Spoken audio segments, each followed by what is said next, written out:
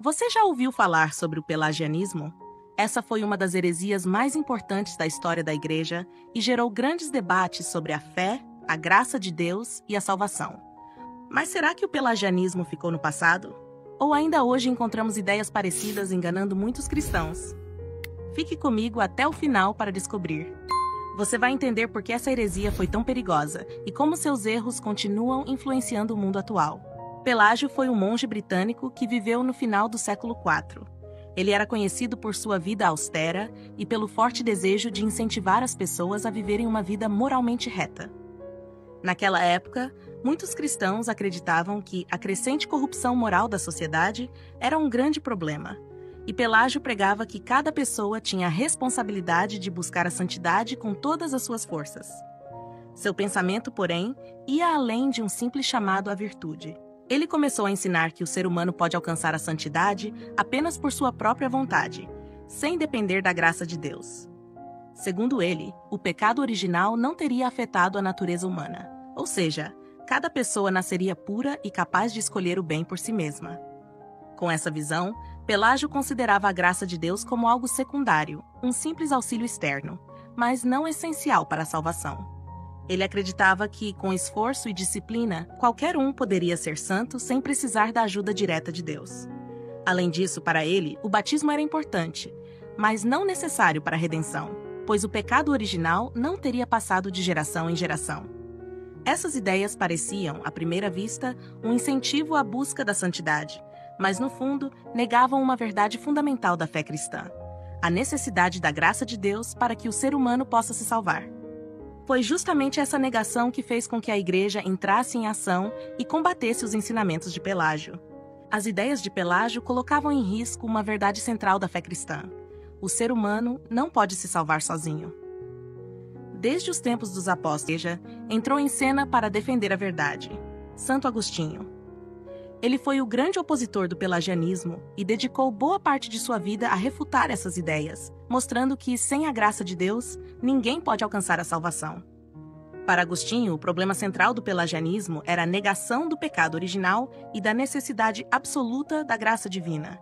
Ele ensinava que a natureza humana foi ferida pelo pecado de Adão e que, por isso, todos nascemos inclinados ao erro. O ser humano pode desejar o bem, mas sem a graça de Deus, não consegue vivê-lo plenamente. Como ele mesmo escreveu: Senhor, ordenas a continência. Dá-me o que ordenas e ordena o que quiseres. Ou seja, Deus nos chama à santidade, mas é Ele mesmo quem nos dá a força para alcançá-la. Se as ideias de Pelágio fossem aceitas, a fé cristã perderia seu fundamento. Se o ser humano pudesse se salvar sozinho, então a vinda de Cristo e seu sacrifício na cruz seriam desnecessários. A redenção seria apenas um exemplo moral, e não a oferta da graça que realmente transforma os corações. Santo Agostinho compreendeu esse perigo e, por meio de suas cartas e tratados, combateu duramente o pelagianismo. A doutrina de Pelágio estava colocando em risco a compreensão cristã da salvação e da graça. Por isso, a Igreja teve que se posicionar firmemente contra esses erros. Em primeiro lugar, em um concílio realizado no ano de 416, em Cartago, a Igreja fez uma rejeição inicial do pelagianismo. Esse concílio, reunindo bispos e líderes da Igreja, já havia identificado os perigos dos ensinamentos de Pelágio e os refutou, reconhecendo a necessidade da graça divina para a salvação. Porém, a condenação definitiva viria alguns anos depois. No ano de 431, o Concílio de Éfeso foi decisivo para a história da Igreja. Nesse concílio, o pelagianismo foi oficialmente condenado como heresia. A Igreja, guiada pelo Espírito Santo, reafirmou a centralidade da graça de Deus na salvação humana, deixando claro que nenhum ser humano, por mais que se esforce, pode alcançar a santidade sem a ajuda divina. Além disso, diversos papas, como o Papa Zósimo e outros líderes da Igreja, se pronunciaram contra Pelágio e seus seguidores. Embora o pelagianismo tenha sido condenado oficialmente pela Igreja Católica, ideias semelhantes a esse pensamento ainda podem ser encontradas em várias correntes de pensamento contemporâneas.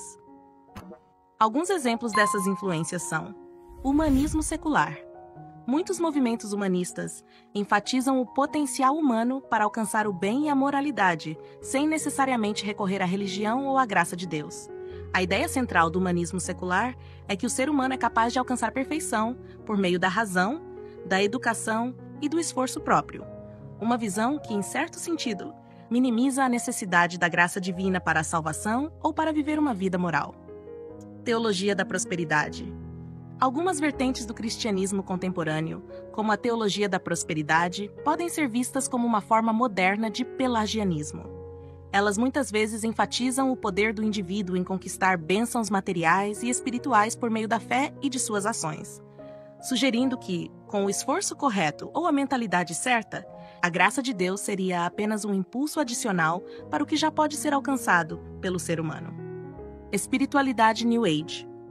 Embora a espiritualidade New Age envolva uma variedade de crenças e práticas, algumas correntes dentro dessa filosofia enfatizam a ideia de que o ser humano pode, por meio de práticas espirituais e autodescoberta, alcançar uma forma de perfeição ou iluminação sem a necessidade de uma relação com Deus ou com um Salvador. Isso se alinha com a visão pelagiana de que a natureza humana é essencialmente boa e capaz de se redimir sozinha. Movimentos de autoajuda e coaching. Embora nem todos os movimentos de autoajuda compartilhem das ideias pelagianas, alguns enfatizam fortemente o poder do ser humano em superar dificuldades, alcançar seus objetivos e melhorar sua vida por meio de esforço pessoal.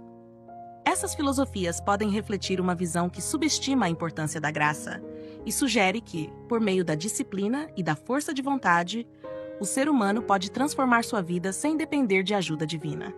Essas correntes e movimentos modernos, embora não se identifiquem diretamente com o pelagianismo, muitas vezes compartilham da ideia central de que o ser humano, por sua própria capacidade, pode alcançar a santidade, a perfeição ou a felicidade, sem reconhecer a necessidade absoluta da graça divina para tal transformação. A Igreja, em sua doutrina, sempre defendeu que, sem a graça de Deus, o ser humano não seria capaz de alcançar a verdadeira santidade ou salvação. Uma visão que contrasta com as ideias pelagianas e suas influências contemporâneas. Boa pergunta.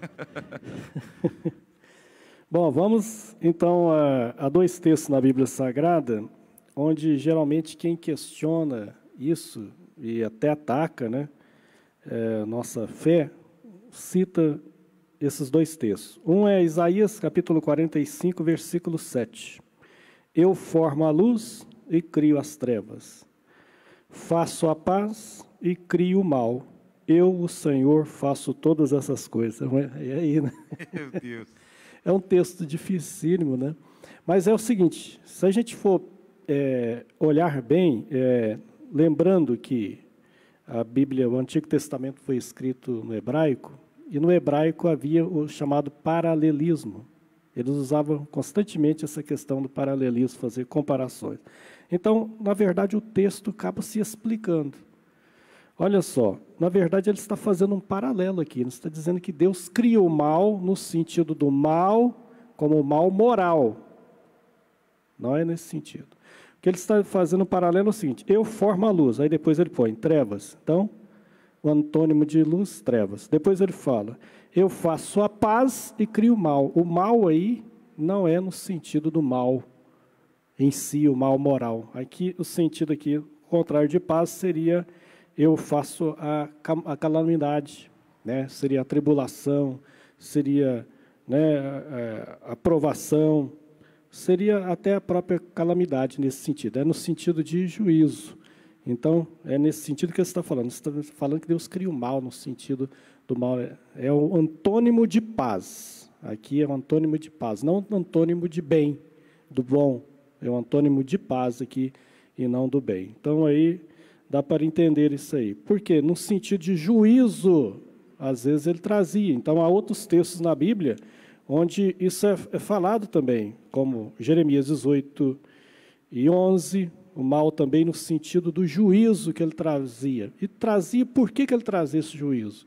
Devido à questão da escolha do homem. Aí sim, aí a gente já entra na questão da escolha do homem, do livre-arbítrio. O mal, então, ele existe, não que Deus criou o mal, Deus não criou o mal de forma nenhuma. O mal, ele existe devido a escolhas.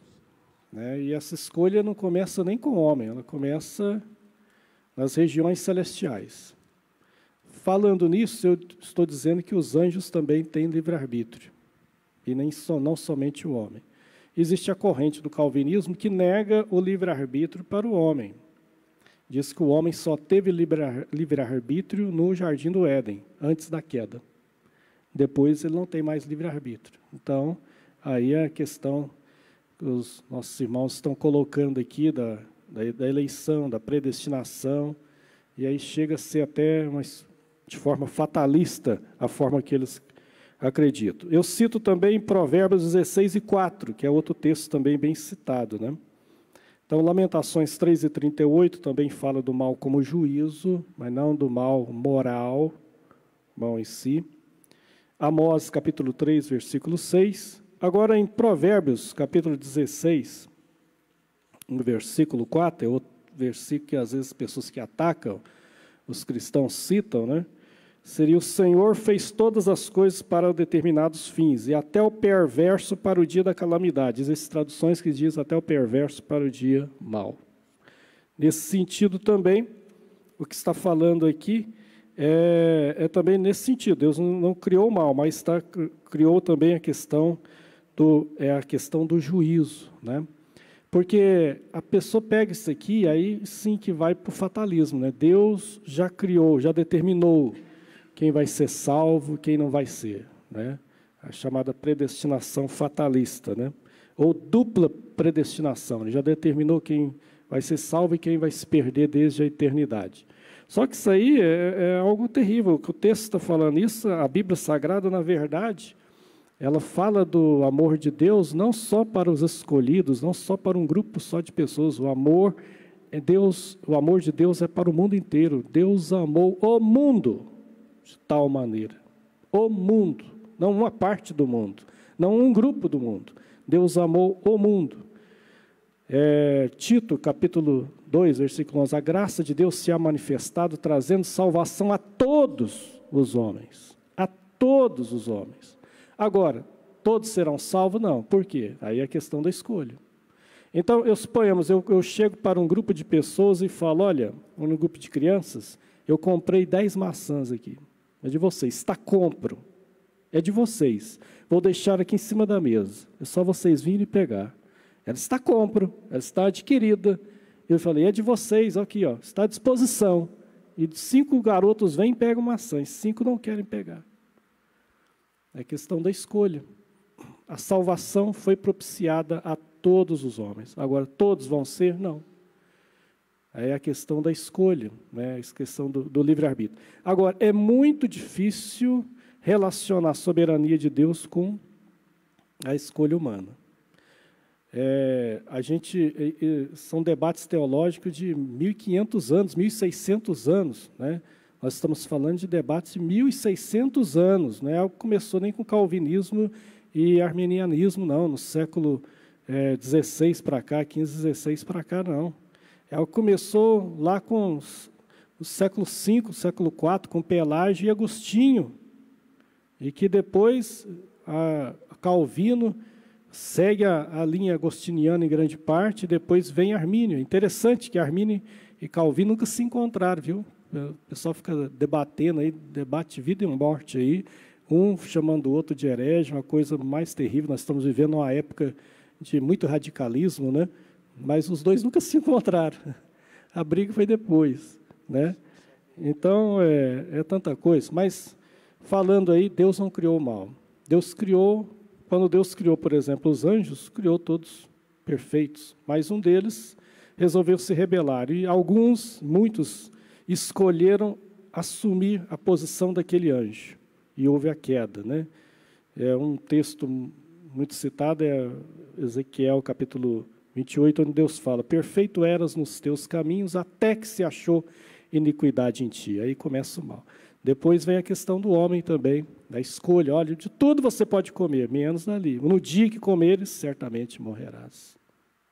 Eu acho interessante que não diz, né? Deus, até que foi feito iniquidade em ti. Diz até que se achou iniquidade em ti. O pastor Gilber, apenas para resumir isso aqui, o Daniel quer falar alguma coisa para complementar aqui, com relação à questão do mal, mas só para complementar, então, eu já escutei isso algumas vezes, seria próximo, em matemática a gente diz limite, né? Seria o limite de uma ideia correta, dizer que a questão do mal não é que Deus criou o mal, mas que o mal é a ausência do bem. Deixa eu ver essa definição, né? Diz que, não, que na verdade o mal ele é pré-existente. Na verdade o mal ele ocupa a lacuna que é de Deus e não uma criação de Deus. Seria algo...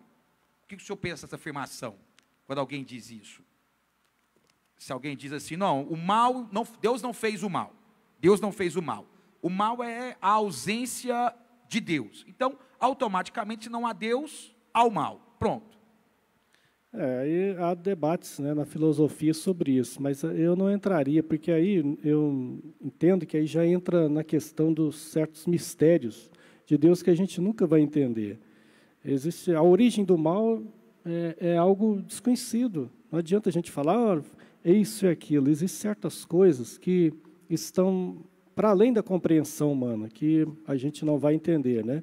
É por isso que eu li esse texto no final aqui de Romanos 11, no final, porque Paulo ele começa a falar textos que tanto o arminianismo como o calvinismo usam, Romanos 9, 10 e 11. Mas no final ele chega e fala, a profundidade das riquezas. Quem que vai entender isso? Porque tudo é dele, por ele e para ele são todas as coisas. Quem que instruiu o Senhor? É um mistério.